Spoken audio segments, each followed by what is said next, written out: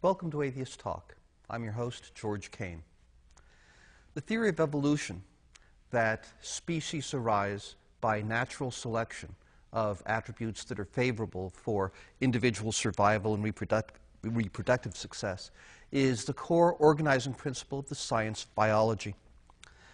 Despite the conclusive confirmation of this theory through the fossil record and through modern genetics, the theory of evolution is greatly contested by fundamentalist Christians because they find it to be in contradiction to the creation story in Genesis. Tonight, I'll be discussing the social implications of this conflict with Krisko Isackson. Krisko is a senior at the University of Minnesota, studying evolution, animal behavior, entomology, and the history of science. Krisko's been an atheist for 3 years, and before that, a born-again Christian, and he is a member of campus atheists, skeptics, and humanists. Welcome, Krisko. Thank you. To begin, why do you think it is that evolution, of all the sciences, has been singled out for such strong rejection by Christians?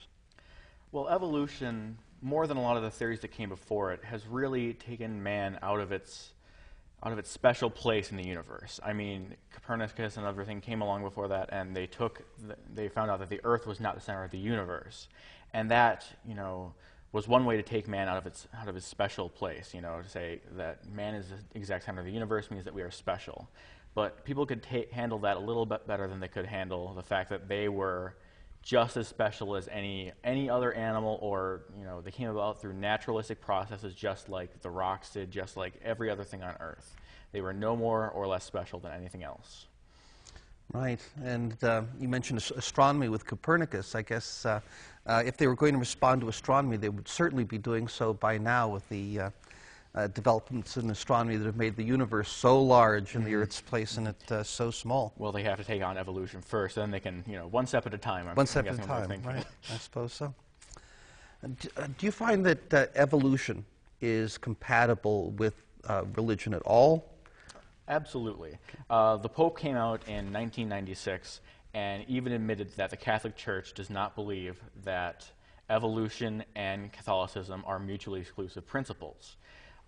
Evolution is believed by most of the mainstream Christians in the Western world, especially in Europe. It's only in America that we have this big controversy. In Australia, in England, in France, they're all laughing at us because even though they are sometimes very strong Christians in those countries, they still use reason. They still use reason to temper their faith some. I did see a poll earlier this year that indicated that of, I believe it was 30 countries that were studied, the United States was 29th in level of belief in evolution. Right above Turkey. Right above Turkey. which is an extremely sad statement to make, because Turkey is obviously under a very strict Muslim rule, which does not allow for... Well, actually, Turkey is a secular state. Right, but I mean the people in general. But the people, especially the countryside, once you get out of Istanbul and into the countryside, then there is very much of a fundamentalist Islamic view, and they're becoming more important politically. And in fact, there is a creationist in Istanbul who came out with a new encyclopedia of, what do you call it, encyclopedia of creationism that he was distributing free to schools in France. So, yeah, they're trying to export it. Mm-hmm. So you mentioned the fear of displacing humans from being the center of God's creation, of being a special import to them. Would really place humans, evolution really places humans on the level of any other animal, doesn't it? Absolutely, and I think there's some kind of irrational fear that if we teach our children that they are just another animal, then one day little Timmy's going to come home and start eating out of a dog dish or something, which is obviously not the case.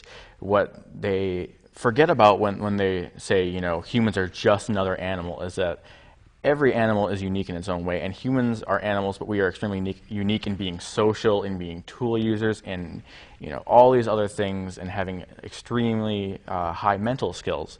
And yes, we are an animal. We have all the attributes of a mammal. We can place us within Mammalia, so that should be obvious. So I really don't see what the big controversy is regarding thinking of humans as just another animal. Yeah, some religionists have tried to reconcile with evolution, saying that you have to say that there was a special moment in the evolution of humankind in which God breathed an inspiration of moral consciousness, of spiritual life, spiritual existence into him. And that's not a terribly popular idea, because then the idea is that out of all the randomly created animals, God happened to pick one that he wanted to put a soul into. Right. Well, if he used evolution as his tool, I suppose they would say that he had it planned that one would develop to look like him. Right, right. Which therefore is not natural selection in the first place, then it's artificial selection. Right, right. Right, that's the point. Now, creationists claim that evolution is based on faith, just as their religious conceptions are based on faith. What's your reaction to that? Other than laughing, it's patently untrue. Evolution is based on rigid scientific discipline. This is 150 years of testing, of trying to falsify, of revamping the theory, and it has held true for over 150 years. Creationists, the best they can do is try to poke little tiny holes in the evolutionary theory and say, ha, you can't explain this right now, therefore God must have done it. And as we can see, the more that we learn, the less room there is for God in their gaps. Yeah, the theory of the gaps. Yeah, and one counter-argument, they say that evolution is faith, that it cannot be disproven, so it's not truly science. Well, obviously, there are things that we could find that would force us to conclude that, what do you know, evolution was wrong. Right. If you started finding rabbits in the Precambrian fossil layer, that would be a pretty good indication that we don't have the concept of evolution on the right page. But as much data as we have gathered, the odds of finding something so earth-shattering to the theory of evolution is so unlikely at this point. Right. Right. Whereas if you were to ask them, what would it take to prove to you that you were wrong and that humans were not individually created? I think they would need to see that they've been misreading their Bible this whole time. And yeah, find a new edition hidden somewhere. Well, they have. I mean, new Gospels are being found all the time, but those are not part of the true Bible, so they would have to find something new in the old Bible. Right. So there seems to be a content to the theory of evolution that creationists, that fundamentalist Christians find in direct conflict to fundamental concepts that are essential to their faith. And part of this is the implication for morality, for ethics. They believe that ethics are God-given. Whereas they see in the survival of the fittest, in natural selection of attributes for survival, perhaps an implicit moral concept to evolution. Yeah, I went on a road trip to see Kent Hovind, the famous creationist speaker last year, and he had these great graphics, and he put on a very flashy show, but he showed us how Christianity versus evolution as the groundwork for morality goes. And I can't remember exactly the progression, but Christianity leads to ascending into heaven, whereas evolution leads to homosexuality, pornography, and murder. And I wasn't quite sure about the progression there, but that seems to be the implicit belief that a lot of fundamental Christians have, is that evolution leads to these terrible moral values. And they think it comes from this survival of the fittest, where whatever I do to better myself is what evolution teaches. And this comes from a naturalistic fallacy, where what there's the problem with that is they're saying what is what ought to be, and that is absolutely not the case. Evolution does not promote any sort of moral code because of how we progressed, how we got to where we are. No more than, say, gravity would promote a moral code by, if I fell off a cliff and broke my arm, obviously the laws of gravity caused me to break my arm, therefore we should not fix my arm. That's kind of the on par with what they're saying there. Mm-hmm.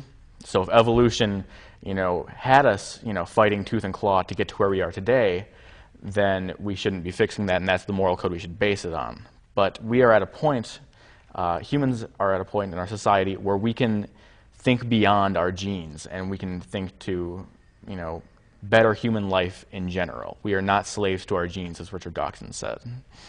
Okay, well, early in the 20th century, there was a popular movement of social Darwinism, in which it was thought that by applying principles of evolution to the policies of society, that you could lead to the improvement of the human species, to the improvement of human society, and therefore a better life for all. That didn't work out too well. It was popular among Germans, leading to some Nazi atrocities. But what is wrong specifically with that outlook? Well, first of all, a proper understanding of evolution shows that a population needs diversity to survive. So when Hitler tried to make everybody on Earth Aryan and white, that is wiping out genetic diversity that is key towards survival. So that's one fundamental principle that would be absolutely wrong based on that. Also, you're still taking the naturalistic fallacy too far. Eugenics is just a bad movement because also we don't always know what the good genes are, what the bad genes are. We can't, point out and say, there are hundreds and hundreds of genes acting on any specific part of your body. Even if you wanted to weed out all the people that have brown eyes, there are 9 different genes that act on eye color that we know of at this moment. So any eugenics movement in any way would be terribly misguided to even think they could begin doing anything in the first place. And second of all, it's a horribly skewed perspective on morality. Right, and even outside of actual genetic content of the species, but in terms of improving society as a model by natural selection, that it ignores the fact that the influences upon people that cause things like poverty are not defects of their own, not failures of their own to adapt, but of pressures created by economic development. Exactly. They are not genetic. If they are not genetic factors, they cannot be weeded out through natural selection. So obviously, we can't get rid of the poor that way. Yeah. Now there is a movement in modern philosophy to attribute at least part of the content of, or a basis for morality to evolution. That evolution provided our species with a certain emotional repertoire that enables the species to survive as a social species. That leads to normative behaviors. Mm-hmm. That then is the basis for development of ethical systems. Now, do you think that conflicts with your with the principles that you were giving before? Well, not necessarily. I think no matter what, you still have to realize that even if it is the way we developed, it does not necessarily say that's how we should act. But you can look at evolution and understand how we got some of the basic characteristics of our species through looking at our ancestors and things like that, or our closest relatives, the chimps and bonobos. If you look at chimps, they have a lot of the same emotions displayed that we do. They express joy, they express rage, they express things like that. They have a very complicated social hierarchy, and it's through a social system like that where reciprocal altruism becomes important, bigger brains so you can remember who you owe favors to, who owes favors to you, and working in tandem to achieve a goal. That's where you start developing a more human-like mindset that is very key towards, developing humans, obviously. Mm-hmm. But even though we evolved in those conditions, it does not mean that morally we should have to live by them. Right. So that even though evolution may have given us some propensities for functioning as a social species, it doesn't define what the content of the ethical system would be. Absolutely. Now, you mentioned Kent Hovind indicating that evolution leads to certain inevitable consequences in morality, in human conduct. One that's frequently mentioned is the idea that might makes right. You have a comment on that? Well, again, that's the naturalistic fallacy, and it's based a lot more on the principles of Malthus, who was a statistician that Darwin based his theory on. And Malthus's principles basically stated that there's always going to be a certain struggle for the resources. The resources are not going to increase at the same number that the people will. And therefore, there's always going to be a struggle among the lower classes for the resources. And while Malthus was using this to prove that we should not help out the poor, Darwin ended up using this as one of the defining principles of his theory of evolution. And the might makes right social Darwinism of the 20s is generally based more on Malthus's principles than on Darwin's principles itself, because a truly social Darwinist ideology would take into account that we are social animals, and therefore helping each other out is part of our evolutionary history. Right. And along with that, it's thought that there's some connection between the theory of evolution and racism or institutions such as slavery.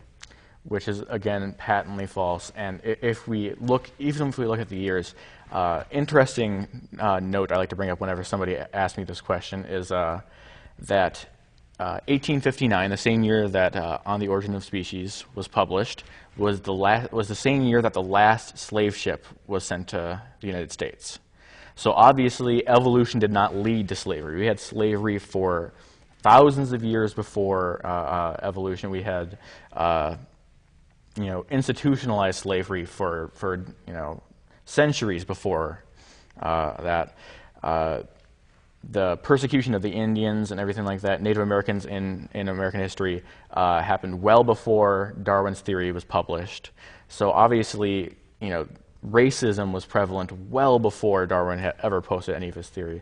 And properly understood, evolution does actually refute racism, because it shows us that we are all obviously one species, and it is not that white people are more highly evolved than black people or anything of the sort. We are all equally evolved, just to slightly different habitats. That's especially been confirmed by modern neo-Darwinism with the addition of genetics. Genetic studies have been an amazing boon to evolutionary studies, and especially studies of race, because the average difference between any two white people is larger than the nominal difference between a generic white person and a generic black person. So you and I could have a more of a difference in our genetic code than either one of us could with somebody of a completely different race. Right. And I would think, too, that it would be difficult for a Christian to really argue that a conflicting philosophy which they see evolution as would be tending towards slavery, when slavery is condoned in their own Bible. Right. Absolutely. And you would think it'd be difficult to promote that, but obviously it's done very often. The largest denomination in the United States is the Southern Baptists. Catholics, of course, are not considered a denomination, although they're larger. So the largest denomination is the Southern Baptists, and they were formed before the Civil War by Southerners who split off from the American Baptists over the issue of slavery, feeling that, asserting that slavery was instituted by God. And Jesus never once speaks out against it. He actually says, slaves, be obedient to your master as as you would be obedient to the Lord. So it's absolutely approved of in the Old Testament. It is not condemned in the New Testament. Now, I've heard the accusation that Darwin himself was a racist. Do you find any truth in that? Well, we're talking about Victorian England, where everybody was a racist. But Darwin was actually much less racist than his contemporaries. He was an outspoken proponent for freeing slaves, and he also donated a lot of missionary work, or a lot of money towards missionary work for the Tierra del Fuegans. And even if Darwin was a racist, it would have absolutely no effect on whether or not the theory of evolution was true. I mean, no more than, if, say, Abraham Lincoln was a racist, which, in some public debates he came across as sounding very racist. But even though Abraham Lincoln was racist, does that mean that freeing the slaves was wrong? I mean, it does not change a lot of things about themselves based on their personal characteristics. So, the public battle over evolution comes to a head in the public school science classroom. And creationists have tried to combat evolution in various ways. Now, one of these is to contend that evolution is, we mentioned before, a matter of faith, but they would say also evolution is a tenet of the religion of secular humanism, and that by the First Amendment, which guarantees that state and religion shall remain separate, that evolution should therefore be kept out of the classroom. How do you respond to that? Well, evolution does not promote atheism any more than any other theory does, because if you think about it, what any good theory does, beyond what you learn in 8th grade science, where it has to be falsifiable, it has to test the facts, what any good theory, any good novel theory really does is it takes something away from the gods. Once we thoroughly understood the theory of electricity, we no longer had to use Zeus or anything like that to throw lightning bolts. Once we understood gravity and celestial orbits, we no longer needed a charioteer for the sun. And all of a sudden that was happening by natural occurrences. Evolution just happens to take that to the biological world, where once again we don't need a god or gods to explain this phenomena. And while it is true that most atheists are evolutionists, most evolutionists are not atheists. And it's a terrible fallacy to mix the two around. It's like saying, well, all Baptists are Christians, but not all Christians are Baptists. All right. The Dover decision being the most recent one that has ruled that creationism is in fact a religious doctrine and should not be taught in the science classrooms on a basis with evolution, seems to have said that if creationism is to compete with evolution, that it should be done among scientists, that they should be doing their research, proving their points by research. I would say that if that were to happen, and creationists were indeed to prove that, what do you know, evolution is wrong, that there was the hand of God that created humankind and all that, that the scientists would follow if that's what the evidence dictated, and that would be the path then into the classroom. Absolutely. I mean, any creationists like to say that there's this big conspiracy to hold down anything that is, against the teachings of evolution. But anybody that came up with conclusive proof that evolution was wrong would be a multimillionaire overnight, super famous. I mean, name bigger than Darwin. Yeah, bigger than Darwin or Einstein or Exactly. Newton. I mean, because Right. this is a strongly held tenet for 150 years of scientific thought. There are millions and millions of scientific papers out there, you know, adding little bits of information to the theory of evolution, and then all of a sudden it gets shattered by one person. That person would be absolutely famous, absolutely rich, and they would publish, you know, without a doubt. Right. Now, do you find there are any implications of the creationist worldview and an evolutionary worldview that are directly in conflict? I think that if you start teaching the creationist worldview in our classrooms, it takes away a lot of scientific reasoning that's really important for us. America is constantly going lower and lower in the rankings for science, and by using creationism or intelligent design, it is taking away our critical thinking and just saying, God did it, that's how it happened, I give up. I don't have to think about this anymore. And that's a terrible way to run a science classroom. We were talking before the program and noted that we were both in attendance at a debate at the U of M between Todd Friel and Dan Barker over the existence of God. And of course, at all of these events, there are a lot more Christians who come out. They're more numerous. They're able to get publicity because of the radio programs that they have and everything. And it was clear at the outset that there were a lot more Christians in the room than there were atheists. But Todd Friel said one thing that just sucked the support out of the audience. Do you remember what that was? I believe it was, there is not one shred of evidence behind evolution. Behind evolution, right. Now, probably that is a very successful line for him. Right, when he's talking in churches. In churches. Yes. But speaking to a university audience, it just fell completely flat, and it just seemed that the audience just turned against him at that point, not in terms of hostility, but that the support, the enthusiastic support, just was no longer there. So we've got just a minute left. Krisko, do you have anything that you'd like to say to tie this together? I think that a lot of the hostility towards evolution is not based on the science, because the science is extremely sound. It is on the perceived implications of evolution, and what we need to do is get more information out there showing that evolution does not promote immorality, it does not promote homosexuality or anything like that. It is merely a scientific theory. All right, well, thank you. And to our audience, I hope you've enjoyed tonight's program. If you're interested in more information, please contact us through our website. And you can request a free copy of our newsletter, and we'd be glad to send this out to you. We'd be glad to put you on distribution for our weekly calendar of events.